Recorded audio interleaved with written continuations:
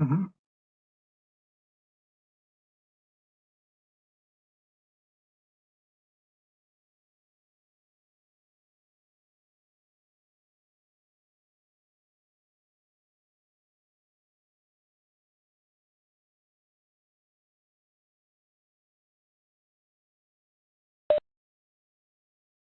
Okay. Well, good afternoon, everyone. Welcome to today's InCHIP lecture series presentation. My name is Richard Fortinsky. I am a professor at the UConn Center on Aging and the Department of Medicine on the Farmington campus of UConn. And it's a pleasure for me to introduce today's speaker, Dr. Timothy Schmutta. And the title of Dr. Schmutta's talk will be Suicide Prevention Among Aging Adults. Dr. Schmutta is an assistant professor of psychiatry in the Department of Psychiatry at the Yale School of Medicine. And he received his doctorate degree in clinical psychology from the Fairclough Graduate School of Psychology at Albert Einstein College of Medicine in clinical psychology in 2006. And he also had training sponsored by a Department of Health and Human Services training scholarship in geropsychology. Dr. Schmutta is a clinical psychologist and a mental health services researcher with a longstanding interest in older adults and suicide prevention. His current research seeks to improve the quality of care of persons with serious mental illness and the aging population with a focus on suicide prevention.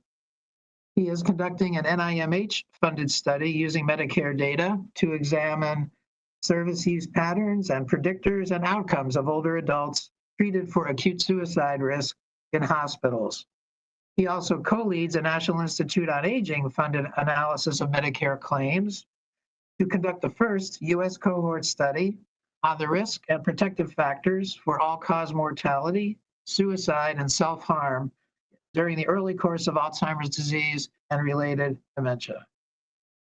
Before I hand it over to Dr. Schmutta, I would just like everyone to know that if you have questions, you could either hold them and ask them verbally at the end of the presentation, or you could place your questions in the chat room, and then I will curate those after Dr. Schmutta concludes his presentation.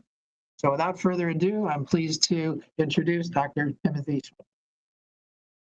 Hello, everyone. So delighted to be here. I'm going to start my timer to make sure that I don't go over. So yes, today's talk will be focusing on suicide prevention in the aging population. First, just a few disclosures out of the way. These are my funders. I'm deeply indebted to them supporting my work, but my stuff does not necessarily reflect their views. So the first thing I just want to tee up is, why should we care about the geriatric population? This might be old news to many of you, but the geriatric population is growing rapidly as the baby boomers age into later life. We're pretty much going to be moving from older adults being 1 out of 7 in the US population to 1 out of 4. And here is some research I came out recently from the census, I believe, earlier this year, or 2022, I mean, that for the first time in history, older adults are actually going to outnumber youth in the US. So we really are somewhat in unprecedented times, that the entire United States is going to look a lot like Florida in the not so distant future. So I want to also introduce this idea of what is called the paradox of aging, that as long as they've been looking at this, and it seems to be the case around the world, that general life satisfaction and general well-being follows this kind of like curvy linear U-shaped distribution across the lifespan, that on average, people tend to rate their life satisfaction or well-being higher later in life than earlier in life. And this is the case for both married and not married individuals. So on the one hand, one could say that general life satisfaction increases with age. And yet, here's the paradoxical element. No matter where you go in the world, suicide rates are highest among the aged. that they might be the most satisfied in terms of well-being and when asked about their overall life satisfaction. And yet, as long as they've been keeping suicide statistics in the United States, and no matter where you go in the world, the predominant burden of suicide is in the geriatric population. So two somewhat contradictory facts there. In the United States, the current suicide rate is 14 per 100,000. That before COVID came along, suicide was a top leading cause of death, normally 9 or 10 for many, many decades. Suicide rates do tend to be lower among females. That's factoid number 3. And then here it is among males. So not only do we see this very disproportionate risk of suicide by gender, but you can see that it increases with age, and it increases sharply among the very aged, the 75 and older. So I just want to disabuse maybe some notions regarding suicide, but then this also tees up the idea of what makes suicide prevention in older adults a little bit more of a thorny issue. So serious thoughts of suicide, surprisingly rather common. 12 million people each year will endorse serious suicidal thoughts. The number of those who then transition into actually engaging in some kind of deliberate self-harm is much smaller, about 1.4 million. And then it's even a much smaller fraction of those individuals who actually die by suicide. So there really is this very, almost like variegated conceptualization of what is suicide risk. I'm going to focus primarily on suicide death. But then also, one of the other somewhat puzzling things is things got much better regarding suicide in the United States over the decades, that there were very pronounced drops in the rate of suicide in the United States, and then something wonky that no one has really been able to crack that nut happened in 2000. That I'm sure you have heard how since the year 2000, suicide rates have increased sharply. Everyone was very concerned about COVID, that suicide rates would have spiked even more due to all the hardship, both emotional, economic, and such. However, it was very pleasant surprise that suicide rates actually went down during the COVID period. But the unfortunate news is that it does look like suicide rates are starting to increase again, following a slight period of decreasing. So now to zoom in a little bit more about suicide risk in the aging population. One of the interesting things is community samples. You can see that general rates of suicidal ideation decrease with age. That the number of individuals who are treated, say, in emergency departments for a suicide attempt also decreases dramatically as people get older. But the number of people who actually die from their suicide attempts increases dramatically. That this is what in epidemiology is known as the case fatality rate, that 1 out of 3 suicide attempt in the geriatric population is fatal, as opposed to, like, say, in the 5 to 14 age group, it's only 1.5%. So roughly 1 out of 100 are fatal suicide attempts, whereas in older adults, 1 out of 3 is a fatal suicide attempt. So here's one of the big differences in suicide risk in the older population compared to younger age groups. And my PowerPoint just froze.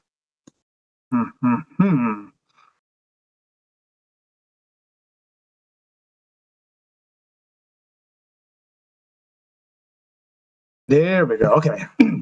Now here's one of the more glaring and despairing pieces of research that came out recently, that among individuals who are treated in emergency departments for either suicidal ideation, so like severe depression, going to the emergency room, having thoughts of suicide, or having been treated in the emergency room for some kind of suicidal act.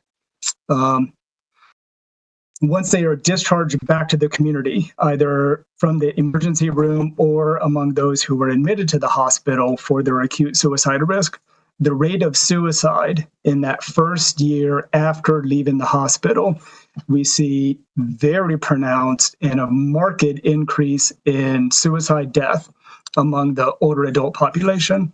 So again, remember, suicide rates are per 100,000. The overall national suicide rate is roughly 14 out of, for every 100,000 individuals. So to see a suicide rate of 691 in the first year following presenting to a hospital for suicidal thoughts is dramatically high. And then to have a suicide rate of 1,119, in all my years of looking at suicide statistics and research, I'm not sure if I've ever seen a suicide rate that high. So older adults who have been treated for a suicide attempt are at astronomically, critically high risk of suicide within the first year.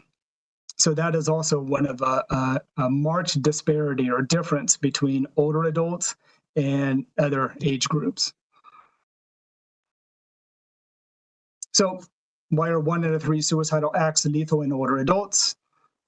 Historically, these were the putative reasons, the reasons that most people would cite of why suicide attempts were so much more fatal in older adults compared to other age groups. However, I think just like the famous bank robber Willie Sutton, when he was asked, why do you rob banks? He said, because that's where the money is.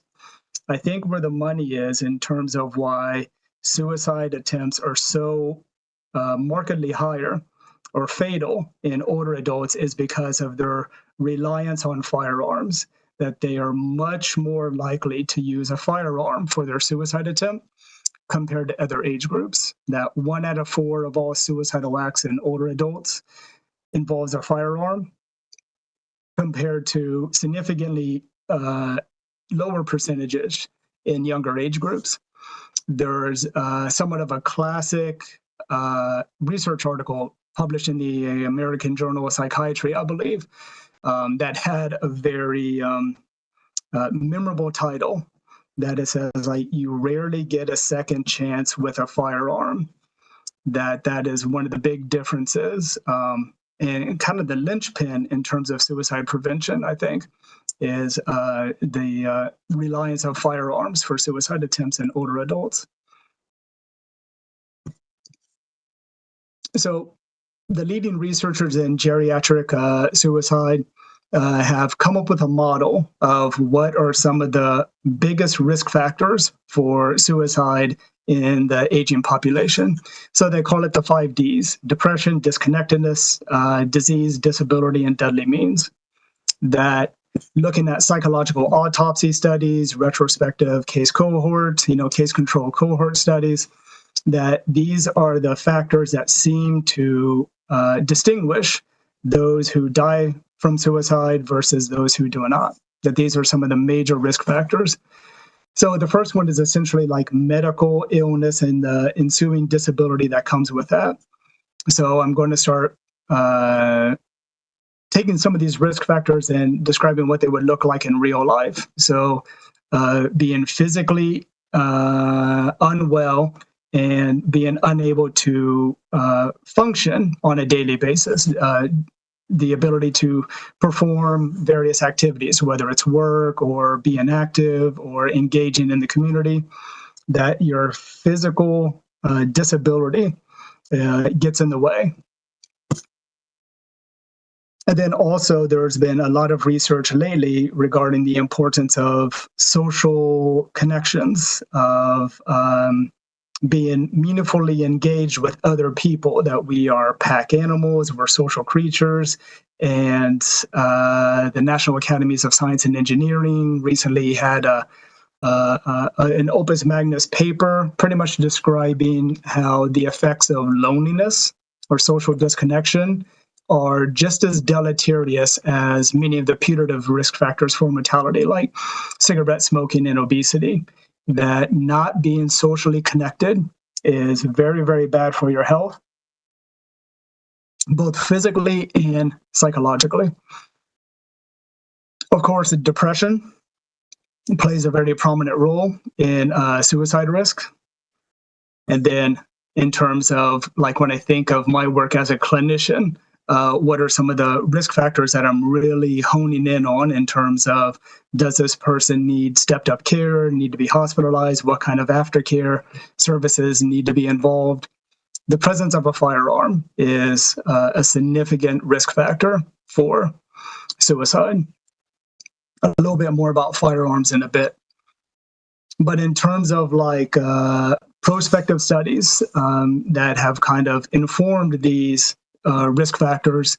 So there's a classic study with older adults age 40 and older, following them over multiple decades, that the individuals with the least amount of social integration, so like marital status, relationship status, social network size, activity in church and other social recreational activities.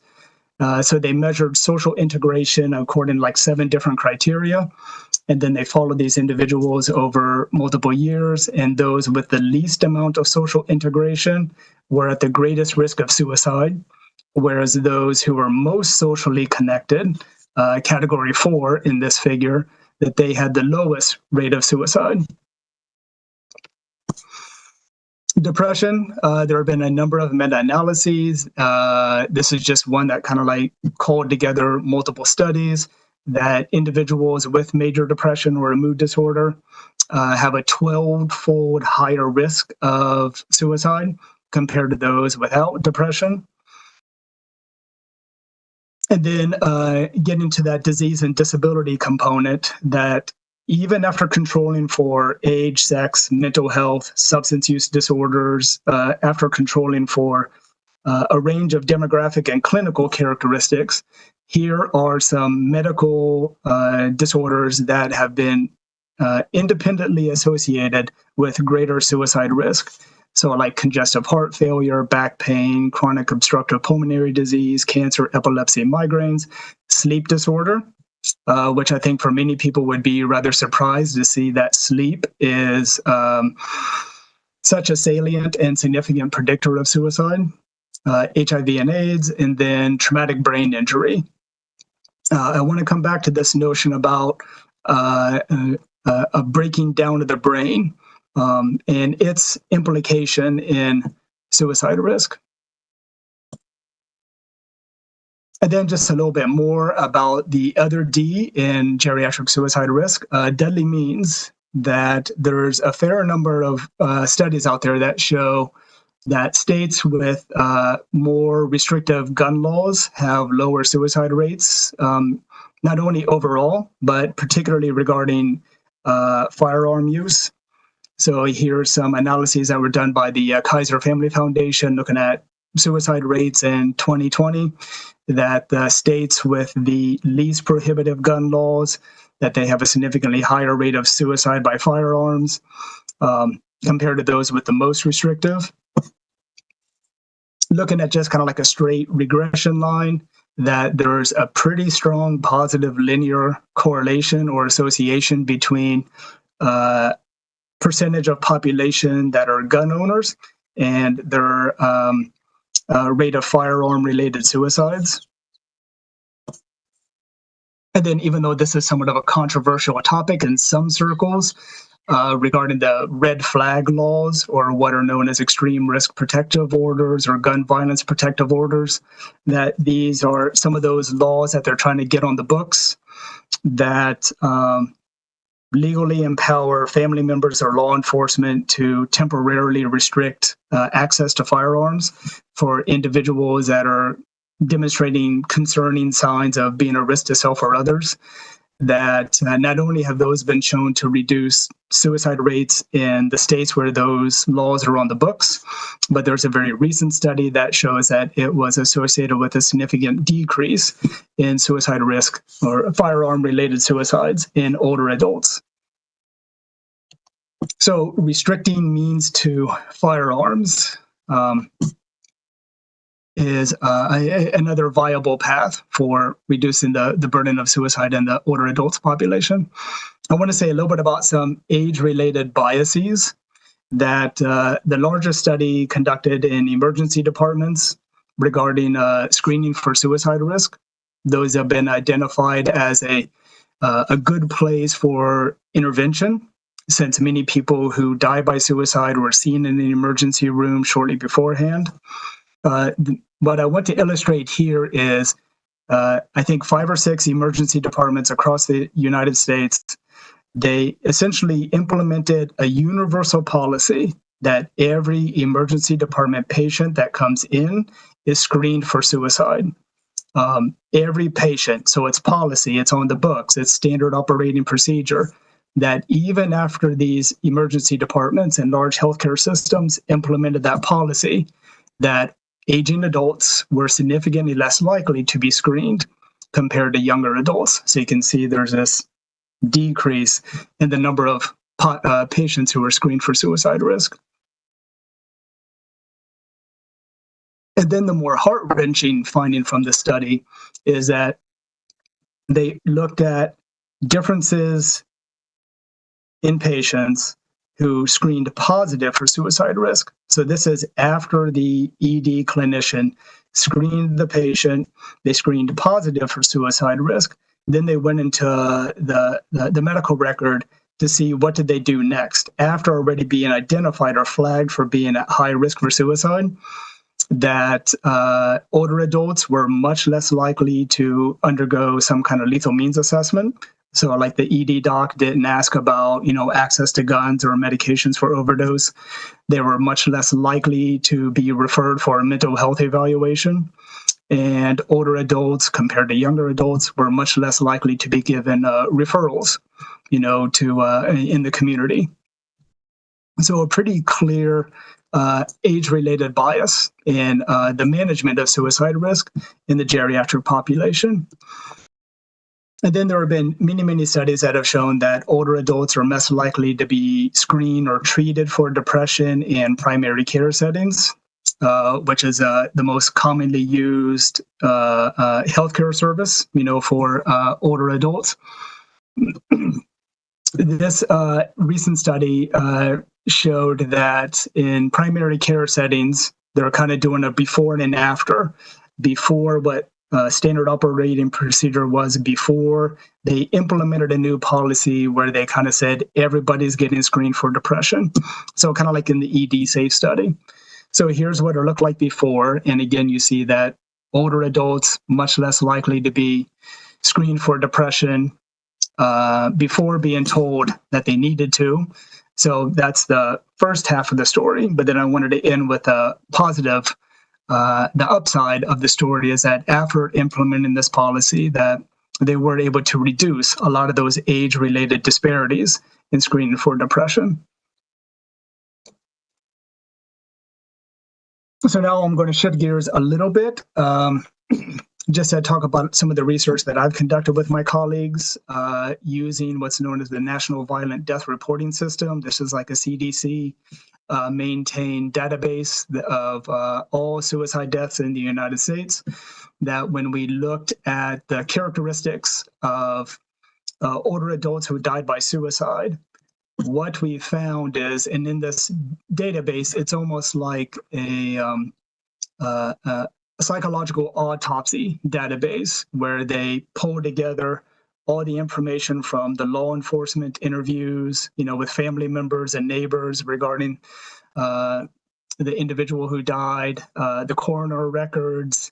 They bring all of this together into a structured database. So it really is the most comprehensive data set for the U.S. out there that kind of provides a snapshot of what was going on in the life before this person's death.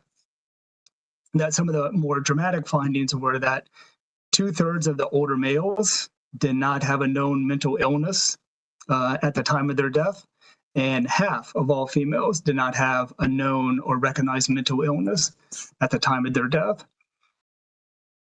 So, and then among those individuals who died by suicide with no known mental illness, that most of them were not described as being depressed shortly before death, that a physical health problem was the most common life stressor. So, like the police officers will ask, well, what was going on with, Mr. So-and-so, to try to get an understanding of what might have contributed, what were the precipitating factors to the suicide death.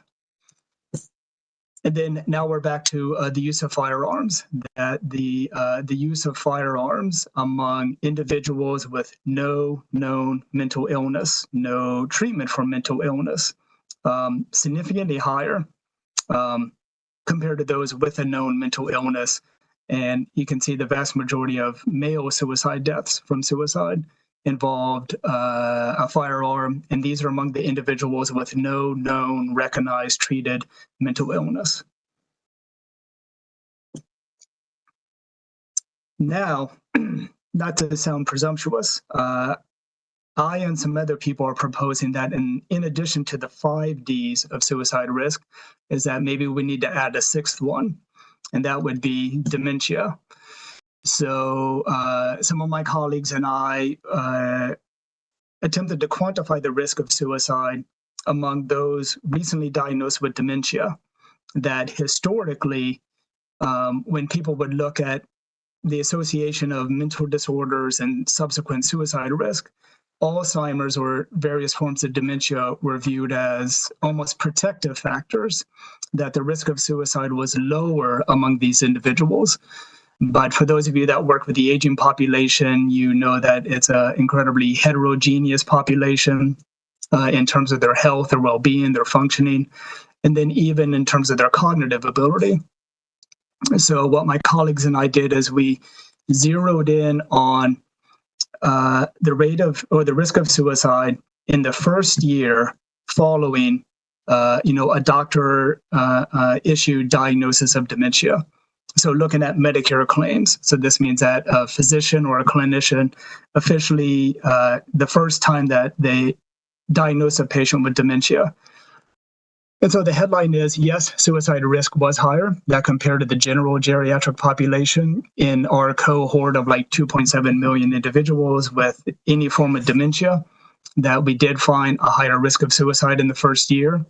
And then looking at SMRs or standardized mortality ratios, that the risk was more pronounced among females. And again, so this is females diagnosed with dementia, their risk of suicide in the first year compared to the general geriatric female population. The strongest SMR was for individuals dying or age between 65 and 74.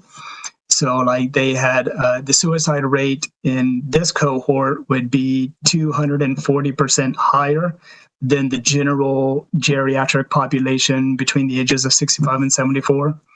And then even among the non-white population as well, which I forgot to mention earlier, that suicide in later life is an almost exclusively white male phenomenon, that Caucasian males age 65 and older make up the lion's share, like over 3/4 of all the suicide deaths. So not only was suicide risk higher overall in the first year, and then even more so in certain, according to certain demographic characteristics, but then the first 90 days, you can see there is this rather sharp increase in the risk of suicide, particularly among males, but even among females. And so we are not the only people to have observed this heightened risk of suicide shortly following a diagnosis of cognitive impairment.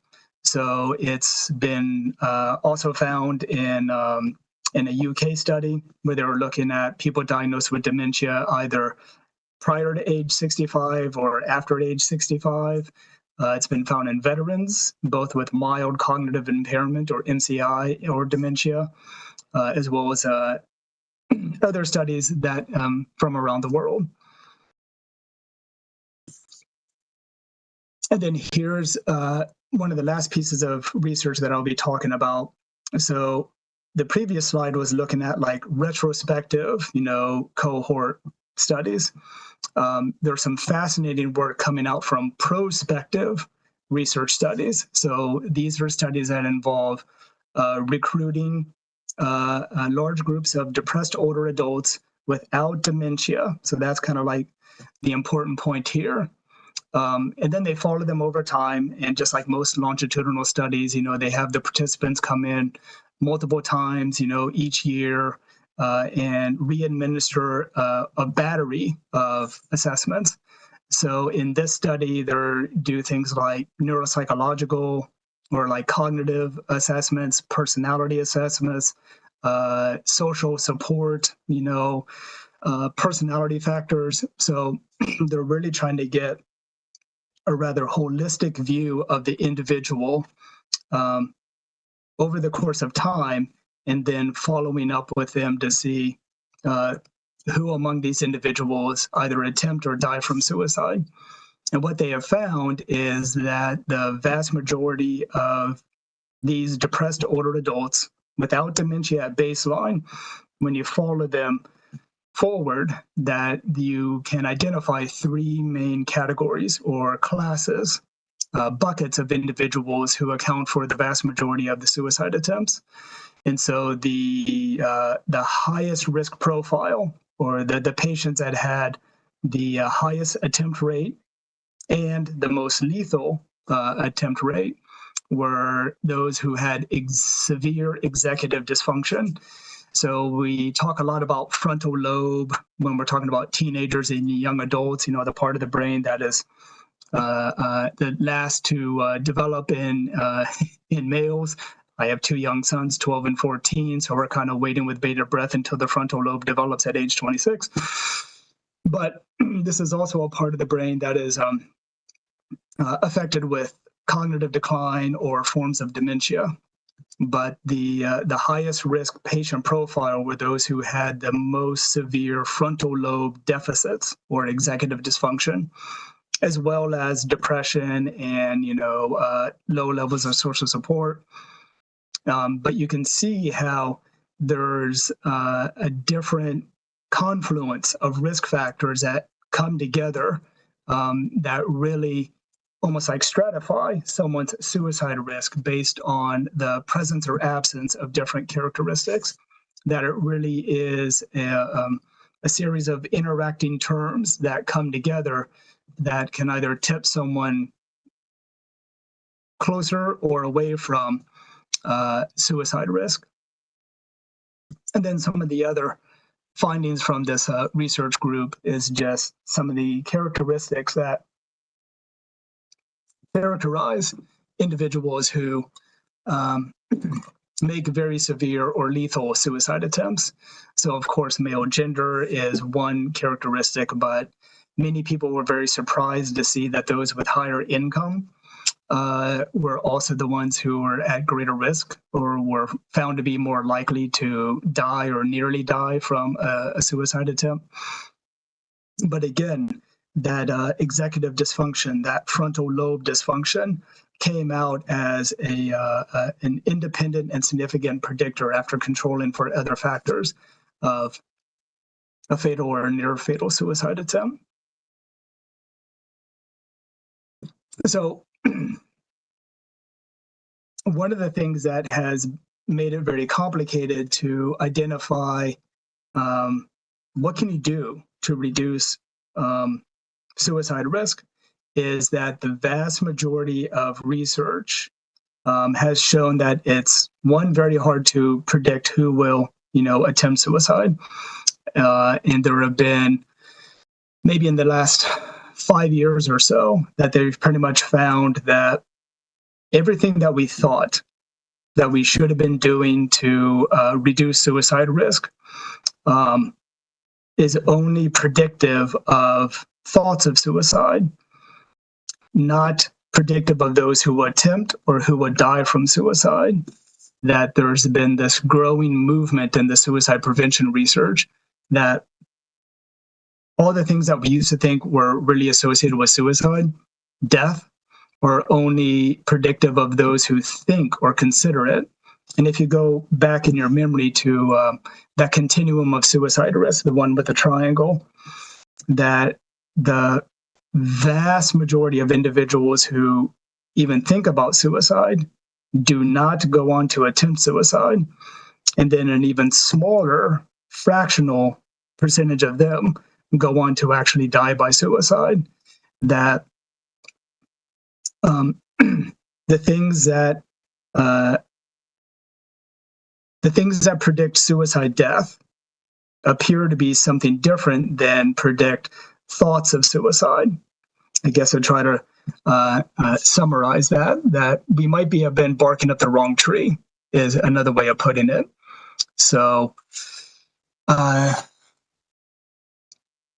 is what has made suicide prevention such a vexing, long-standing issue, is that we might have been looking at the wrong thing. So like in the past, I used to think, well, if we just treat depression more effectively, that should reduce the suicide risk. That hasn't bore fruit. Clearly, the vast majority of people with depression do not attempt or die from suicide, even if the vast majority of people who die from suicide possibly were depressed. But there's not almost like reverse causality there. But so what most people would agree upon, there's still a lot of debate on, what should we be doing to help identify and help people who are at greater than normal risk of suicide, is that there are some classic warning signs that are definitely a call for help and require a need for some kind of intervention. So in terms of like immediate risk, these are things that would warrant, calling 988, the new suicide or mental health crisis lifeline, possibly going to an emergency room. Whereas other signs that someone is definitely in need of help and care and support would be these that are considered like serious risk. But one thing that I also want to include here is that, kind of going back to that paradox of aging notion, is that there is somewhat of possibly an ageist belief that, well, it's natural for older people to think about death. They're closer to it than most of us. Their bodies are kind of falling apart. Their loved ones or their friends, their social network, they're kind of surrounded by death, or people dying much more than the rest of us. Wouldn't it make sense for them to consider their own demise? But, isn't it natural for them to be thinking about death or meeting God? And the answer seems to be no. That thoughts of death or dying, or that life is not worth living, or that wishing that you could go to sleep and not wake up, or that I wouldn't mind if God took me now, that these are not part of the normal age-related changes, that they seem to be symptomatic or pathognomonic of something else going on. And these are just summaries from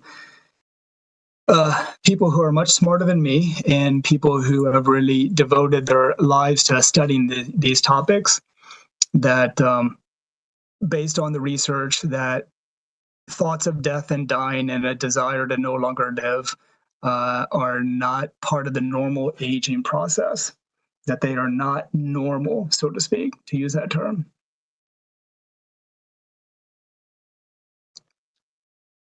So what does that mean in terms of what can we do to maybe move the needle a bit to reduce the persistently high suicide rate in the United States? The Institute of Medicine, the IOM, they have this classification system in terms of interventions: universal, selective, and indicated. that what could we do on a population scale? Doing things that would improve firearm safety would probably make a difference.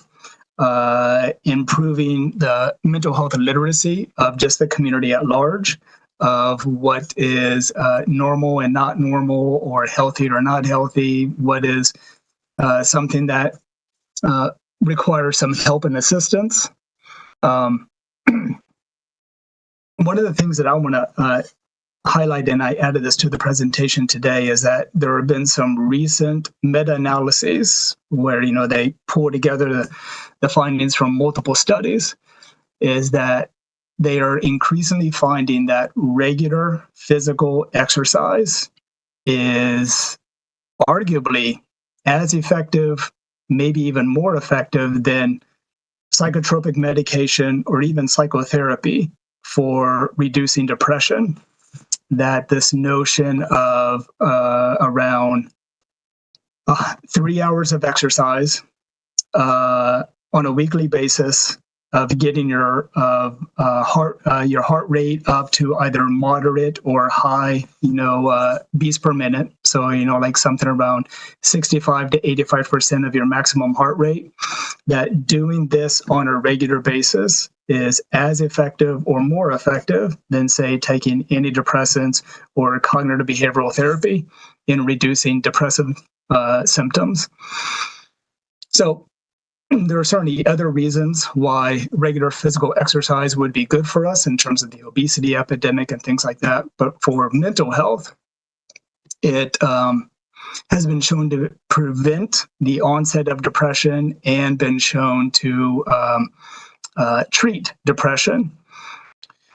So things that we can do to get everyone a little bit more active and outside and physically fit. I think that finding valued roles and community engagement for older adults would make a difference. I've heard in, I forget what Scandinavian country, we had a visitor come to my program and talked about how what they do with the nursing homes in, I forget where, is they have converted them into daycare centers so that the people who work at the nursing homes or people from the community bring their children there, and that the older adults, the senior citizens, the residents of the nursing homes are the ones providing childcare. So this not only helps the community with terms of like accessible, affordable childcare, but it gives the older adults, a reason to wake up in the morning. It's the multi-generational exposure and the continued engagement with people just kind of blew me away. Being someone who has worked in nursing homes for many, many years, just the idea about having laughing, playing kids running around would give it such an entirely different ambiance and vibe than all the nursing homes that I've ever been in. So those are some things on the universal scale that all of us could probably benefit from in terms of selective groups. So those who have been identified as at greater risk of suicide. Access to healthcare, appropriate care for pain and sleep problems. There's a lot of research out there showing that individuals, on certain pain medications are at greater risk of suicide. Medications commonly used to treat insomnia, so like benzodiazepines or what are called the Z drugs like zolpidem, medications that are used to treat insomnia, that adults who use those medications are at greater risk of suicide compared to those who do not, even when you match control them to other characteristics. Of course, depression and suicide screening. There are certain forms of psychotherapy that have been shown to reduce suicidal ideation. So for individuals, who are at risk, that these are forms of psychotherapy that have been shown to reduce suicidal ideation and depression severity as well. And then for some time, my research has been focusing on this last group, the indicated group, that a lot of my research has been looking at how to improve suicide prevention in those who are treated in emergency departments. You know, those patients, older patients who present to EDs for suicidal ideation or deliberate self-injury. What can we do about that? I wish I had more promising research results to share, because we haven't been able to find anything that reduces suicide risk after they go back home. It was a little bit shocking and upsetting to find that for a long time, you know, suicide prevention research talks about these warm hands-off. So like someone who comes into the emergency room, they are immediately referred to, say, outpatient mental health care, or after they leave the hospital, you know, following a psychiatric hospitalization, they need to immediately be, you know, connected with an outpatient provider. And at least in my analyses with the older adult population, it had no positive benefit of reducing suicide risk shortly following leaving the hospital. And some of that makes sense because there's now a growing body of evidence that shows for this population, for this reason, that treating symptoms associated with suicide, so like treating depression or treating hopelessness, reduces suicide risk over the long term, years. But in terms of short-term reduction in suicide risk, the only forms of psychotherapy that seem to have an impact are ones that focus specifically on suicide. So not depression or hopelessness or even substance use, that to treat suicide risk, you have to treat specifically the suicidal factors. So there's like cognitive behavioral therapy for suicide prevention. So it's like CBT, but tailored entirely to looking at the suicidal thoughts, or something called CAMS, the Collaborative Assessment and Management of Suicidality. All of the therapeutic dialogue is focusing on suicide, and that is it. So that might be maybe the only form of psychotherapy that actually helps for this indicated population.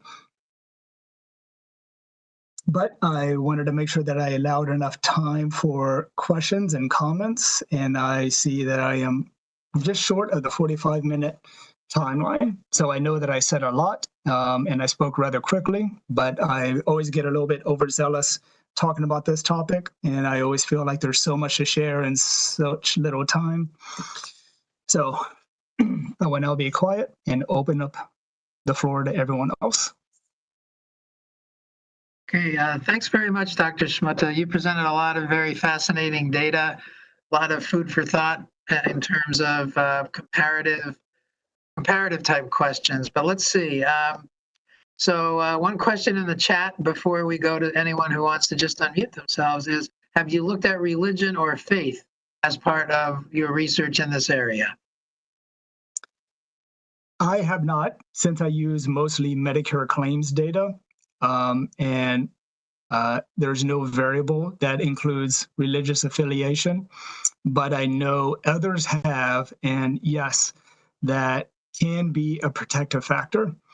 Certainly church attendance, which introduces the question, is it the religiosity that's protective, or the community engagement and the social support and things like that, which is it? But yes,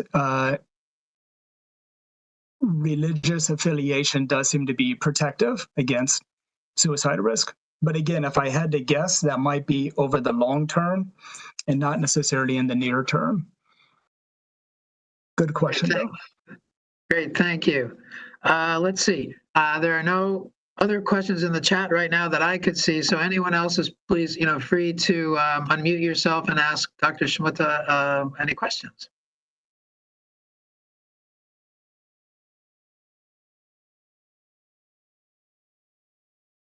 Hey, this is Dave Steffens over at UConn Health. So thank you for this really nice overview of this challenging topic. One thing that that you had mentioned before is that that completed suicide in older adults is in my demographic, grumpy old white men, right? So, Mhm. so I wonder to what extent, that future studies can be geared toward that demographic.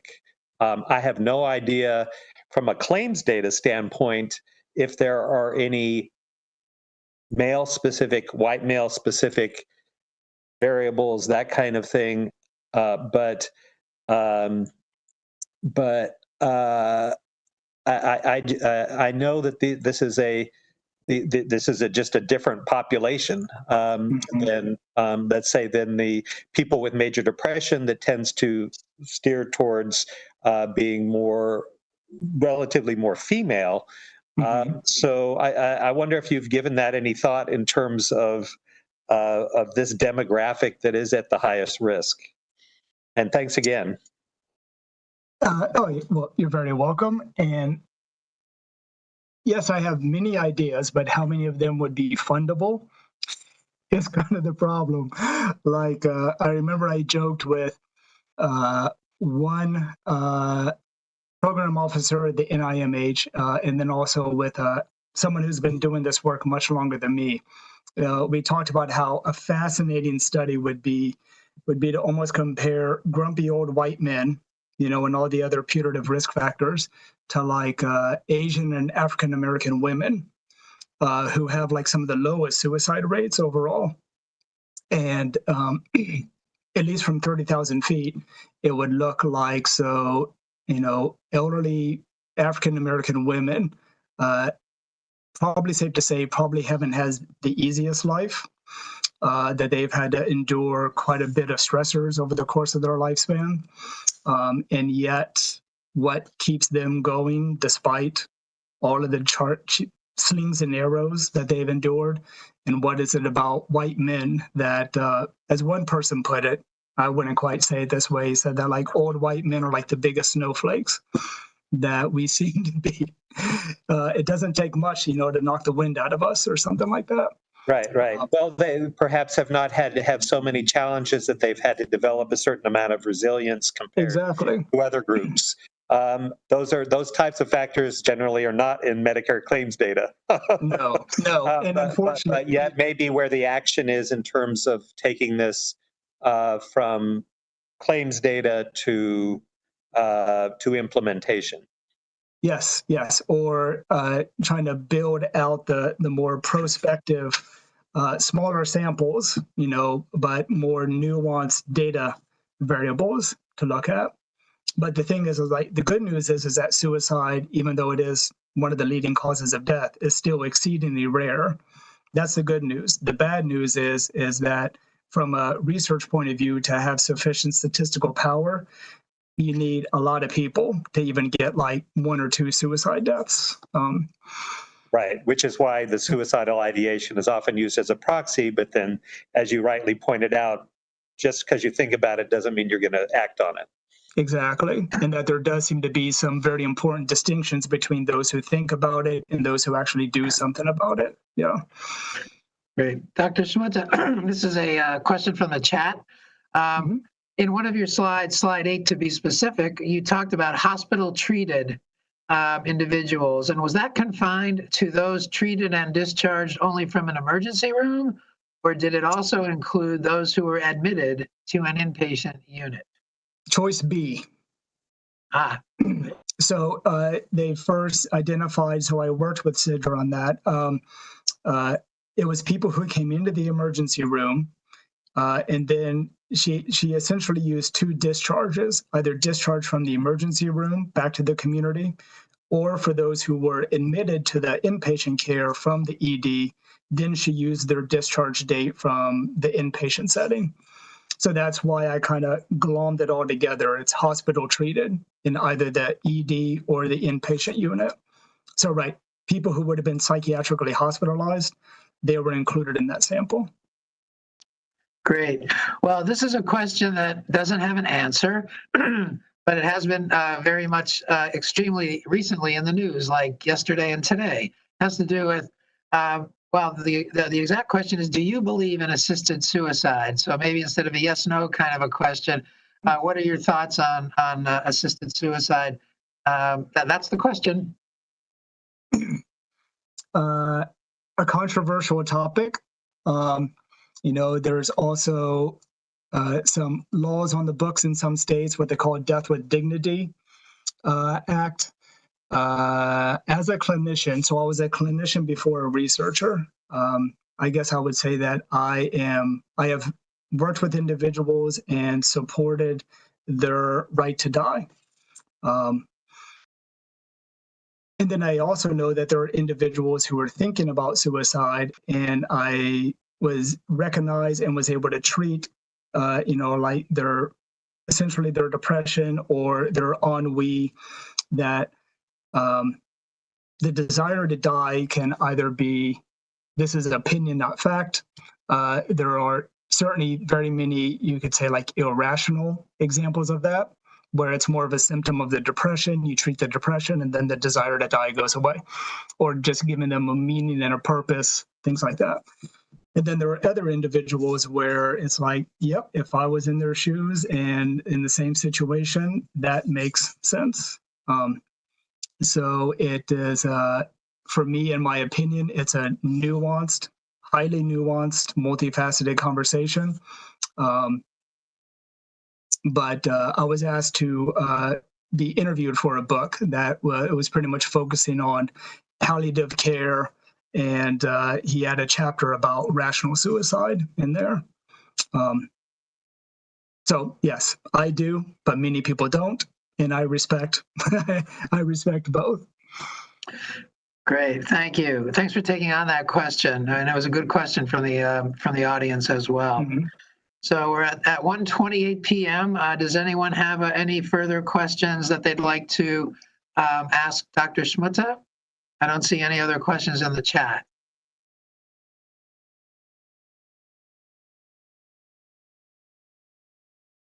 Okay. All right, well, seeing none, then on behalf of the InCHIP lecture series, I really want to thank Dr. Schmutta for presenting today.